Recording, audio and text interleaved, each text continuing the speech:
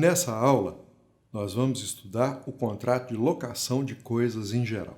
Na próxima aula, estudaremos a locação de imóveis urbanos. Ao final da aula, você conhecerá alguns detalhes importantes desse contrato. Locação ou arrendamento é o contrato pelo qual uma pessoa se obriga a ceder temporariamente a outra o uso e gozo de uma coisa infungível mediante certa remuneração. Da definição, podemos extrair os elementos do contrato, quais sejam a coisa, res, o preço, precium, o consenso, consensus e o termo, terminus. A coisa deve ser infungível, ou seja, não substituível por outra da mesma espécie, qualidade e quantidade. Se o bem for fungível, o contrato não será de locação, mas de empréstimo, que pode ser oneroso ou gratuito. Assim, são objeto da locação de coisa os imóveis e os bens móveis, como os veículos automotores. O preço é a contraprestação do locatário, denominada aluguel, aluguer ou renda. Pode ser em dinheiro ou em qualquer outro bem. Será certo e geralmente vinculado a um índice que lhe determinará os reajustes caso a locação seja por período maior de tempo, como ocorre com a locação de bens imóveis. É proibida, de qualquer forma, a vinculação ao salário mínimo e às moedas estrangeiras, assim como aos metais preciosos. O pagamento dos aluguéis é periódico, conforme o que se estipular no contrato. Se o contrato for silente, serão pagos de acordo com os costumes locais. Em outras palavras, sendo silente o contrato, presume-se que os aluguéis sejam pagos mês a mês, como é costume nacionalmente aceito.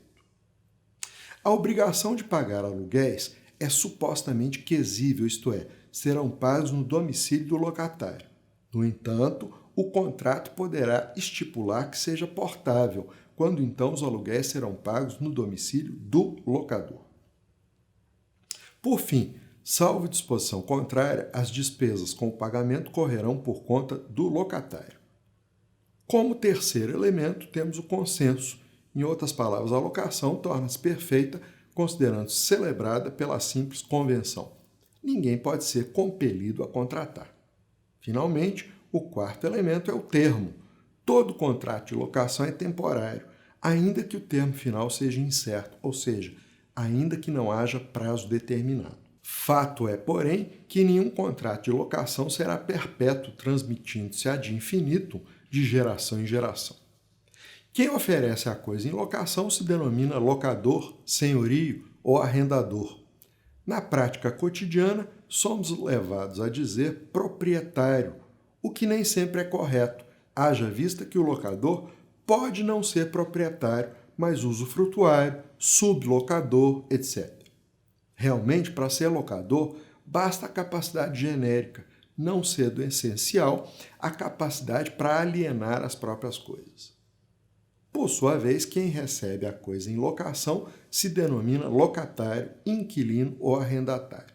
Para sê-lo, é suficiente a capacidade genérica. Como já dissemos, a coisa há de ser infungível, sob pena de se desfigurar o contrato para mútuo, ou seja, empréstimo de coisas fungíveis. Nada impede, porém, que uma coisa essencialmente fungível seja considerada para efeitos do contrato infungível, como ocorre com os DVDs. A locação é, por essência, contrato consensual, não exigindo a lei forma especial. Assim, pode ser escrito, verbal e até mesmo tácito.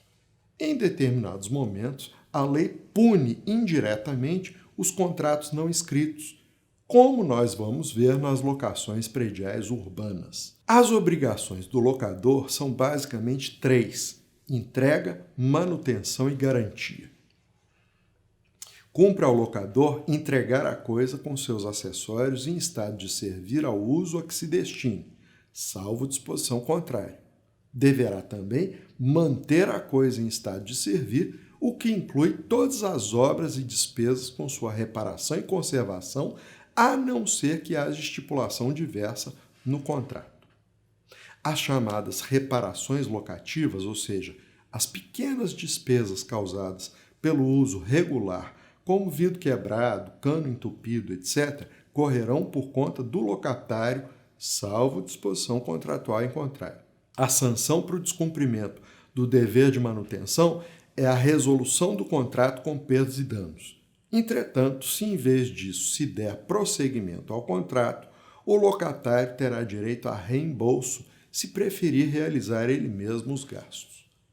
Logicamente, não é lícito ao locatário deixar de pagar aluguéis por essa conta, a não ser que assim fique combinado. Se a coisa se deteriorar durante a locação sem culpa do locatário, poderá este exigir redução do valor dos aluguéis ou resolver o contrato. No caso de benfeitorias necessárias, o locatário poderá reter a coisa ao término do contrato até que seja reembolsado. Se as benfeitorias forem úteis, haverá direito de reembolso, mas o direito de retenção só haverá caso as benfeitorias tenham sido previamente autorizadas pelo locador. Artigo 578 do Código Civil. Sendo, porém, voluptuárias, o locatário terá direito apenas a reembolso se forem de antemão autorizadas. Não lhe será permitido, contudo, exercer direito de retenção. Caso não haja autorização prévia, o locatário não possuirá nem o direito a reembolso, nem o de retenção, muito menos, mas poderá levantar as benfeitorias voluptuárias desde que não seja afetada a estrutura do bem locado. O locatário, possuidor de má-fé, não terá qualquer direito em relação às benfeitorias, a não ser o de ser reembolsado pelas necessárias. O fundamento desse direito de reembolso das benfeitorias necessárias é o enriquecimento sem causa que ocorreria para o locador. Em relação aos imóveis urbanos, aplicam-se os artigos 35 e 36 da Lei 8.245, de 91. As regras são as mesmas, à exceção do que diz respeito às benfeitorias úteis. Segundo o artigo 36 da Lei 8.245, só haverá direito de indenização e retenção por benfeitorias úteis caso tenham sido previamente autorizadas. Sem autorização prévia, por interpretação analógica ao artigo 36 da Lei 8.245, haverá tão somente o direito de levantar as benfeitorias desde que não prejudique a estrutura e a substância do imóvel. O locador possui, outrosim, o dever de garantir ao locatário o uso pacífico da coisa durante o tempo que durar o contrato. O dever de garantia abrange vícios redibitórios. Assim é que o locador deve responder por todos os defeitos anteriores à locação, mesmo que os desconhecesse, sob pena de resolução contratual ou abatimento nos aluguéis. Se deles tinha conhecimento ou dolosamente os ocultou, pagará perdas e danos. Além dos vícios redibitórios, o dever de garantia engloba também os incômodos e turbações de terceiros. O locador deverá atuar em juízo contra todas as pessoas que perturbarem a posse pacífica do locatário. Evidentemente que assiste também ao locatário esse direito. Também contra atos de vizinhos e outros locatários que perturbem a locação, incumbe ao locador acionar a justiça. O locador responde ainda pela evicção. Caso a coisa seja evicta, o contrato se resolverá sendo indenizado o locatário. Por fim, o locador é responsável por todos os atos do Estado, tais como desapropriação, condenação do edifício, ordem de fechamento, etc., desde que, antes de alugar, tivesse prévio conhecimento de que o ato administrativo ocorreria. Contudo, se a condenação do edifício ou a ordem de fechamento ocorrerem por culpa do locatário, este é que terá que indenizar o locador. Em relação às obrigações do locatário, temos o seguinte: em primeiro lugar, o locatário deve cuidar da coisa como se fosse sua, servindo-se dela conforme o uso convencionado e restituindo-a, fim do prazo, nas mesmas condições em que a recebeu. Em segundo lugar, pagar os aluguéis da maneira, no lugar e no tempo estabelecidos. Outra obrigação do locatário é a de levar ao conhecimento do locador as turbações de terceiros, sempre que terceiro ameaçar a coisa, como ocorre numa invasão de terreno, por exemplo, é dever do locatário e direito seu agir no sentido de impedir. As causas que põem fim ao contrato de locação são várias e devem ser examinadas uma a uma. Além dos casos de extinção dos contratos em geral, o contrato de locação pode extinguir-se ainda pelo advento do termo, pelo implemento da condição, pela alienação do objeto e pela morte das partes. Advindo o termo, ou seja, fim do prazo contratual, a regra é que o contrato se extinga. A lei estipula, entretanto, que uma vez que o locatário continue na posse da coisa, sem que o locador se oponha, a locação prorroga-se automaticamente por prazo indeterminado, mantendo-se inalteradas todas as cláusulas do contrato. Nesse caso, salvo algumas regras específicas relativas à alocação de imóveis, caberá a denúncia vazia, também chamada de resilição unilateral, quando o locador poderá requisitar a coisa quando bem entender, sem a necessidade de alegar um motivo justo. De todo modo, renovado o contrato tacitamente, as garantias locatícias em tese se renovam automaticamente, à exceção da fiança, que, por ser contrato benéfico, deve ser interpretada restritivamente, não se estendendo de tempo a tempo, de tempore a tempus. Na locação de imóveis urbanos, a fiança renova-se automaticamente por força da Lei 8.245, de 91. Apesar disso, o fiador poderá se eximir de sua responsabilidade, notificando o locador de tal desiderato. Continuará, entretanto, responsável pelas obrigações do locatário pelos 120 dias subsequentes à notificação que fizer ao locador. Antes do término do prazo, o locador não poderá pôr fim ao contrato senão por motivo justo. Assim mesmo, indenizará o locatário por todos os prejuízos, gozando este de direito de retenção enquanto não for ressarcido. Tampouco o locatário poderá restituir a coisa sem justa causa antes do vencimento. Se o fizer, deverá indenizar o locador das perdas e danos. Normalmente, os contratos prevêem pena de um número X de aluguéis caso o locatário restitua a coisa antes do vencimento. Este número de aluguéis será, no máximo, equivalente aos meses restantes, sob pena de se constituir enriquecimento sem causa por parte do locador. Se mesmo assim esse valor for excessivo, o juiz pode reduzi-lo a bases razoáveis. Subordinando-se a locação à condição resolutiva, implementando-se ela, extingue-se a locação. Se uma pessoa aluga o seu carro ou a sua casa a outra até que ela se case, ocorrendo o casamento, finda a locação. Sendo a coisa alocada alienada por seu dono, quem a adquirir poderá reclamá-la das mãos do locatário de imediato, salvo se no contrato de alienação, compra e venda, doação, etc., for estipulado algo diverso.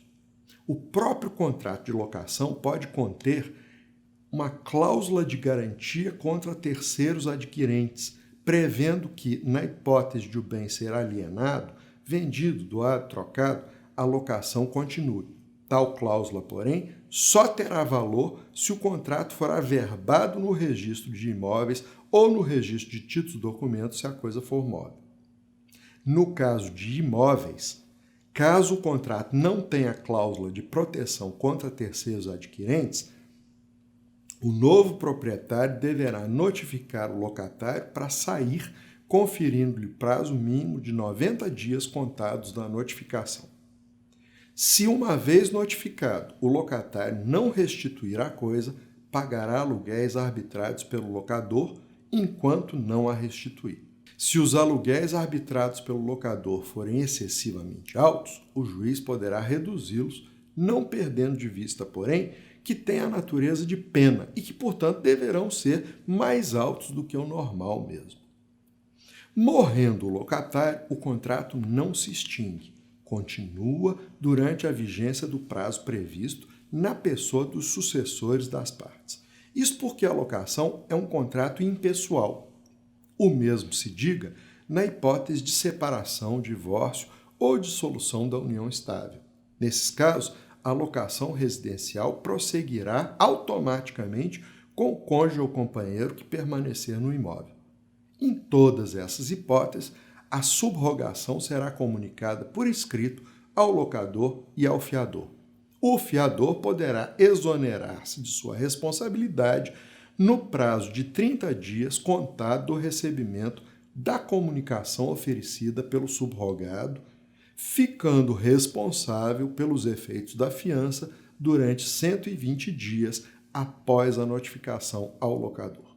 Por fim, a falência do locador não resolve o contrato de locação. E na falência do locatário, o administrador judicial pode, a qualquer tempo, denunciar o contrato. Vejamos agora as espécies de locação. A primeira é a locação de bens móveis. Acerca da locação de bens móveis, não há muito o que dizer, a não ser que se regula pelo Código Civil, sendo as suas regras as mesmas que acabamos de expor. A segunda é a locação de prédios rústicos. A locação de prédios rústicos, também chamada de arrendamento rural, acha-se regulada no Decreto 59.566 de 1966 e no Estatuto da Terra. Para melhor entendê-la, é mister definir o seu objeto. Assim, prédio rústico é todo imóvel que se destine à atividade rural, não importando onde se situe. Pode haver o caso em que o imóvel se encontre nos arredores da cidade e seja considerado rural para efeitos de locação. As obrigações do locador e do locatário, arrendador e arrendatário, são as mesmas vistas ainda agora. O seu prazo pode ser determinado ou indeterminado. Na falta de estipulação contratual, presume-se que seja de 3 anos, 5 ou 7 anos, ou de qualquer forma o suficiente para se colherem os frutos. Sendo o contrato por prazo determinado, o locador que ao final quiser denunciá-lo deverá notificar o inquilino 6 meses antes do seu término. O arrendatário, ou seja, o locatário, para iniciar qualquer cultura cujos frutos não possam ser colhidos dentro do prazo contratual, deverá ajustar com o arrendador, ou seja, com o locador, a forma de pagamento do uso da terra por esse prazo excedente. Isso está no artigo 95, inciso 3º do Estatuto da Terra. Fim do contrato e mantendo-se o locatário na posse do imóvel, prorroga-se por prazo indeterminado. Segundo o Estatuto da Terra, em igualdade de condições com estranhos, o locatário tem preferência à renovação da locação, devendo o locator notificá-lo das propostas existentes até 6 meses antes do término do contrato. Não havendo notificação, o contrato se considera renovado automaticamente. No entanto, o locador ainda tem 30 dias contados do encerramento do contrato para desistir ou formular nova proposta registrando suas declarações no cartório de títulos e documentos. De todo modo, o locador poderá retomar o imóvel para uso próprio ou de descendente seu, notificando o locatário 6 meses antes do vencimento do contrato. Por fim, a remuneração do arrendamento não poderá ser superior a 15% do valor cadastral do imóvel. Poderá ser de até 30% se o arrendamento for parcial e recair apenas em glebas selecionadas para fins de exploração intensiva de alta rentabilidade. É isso aí. Na próxima aula, nós vamos estudar a locação predial urbana.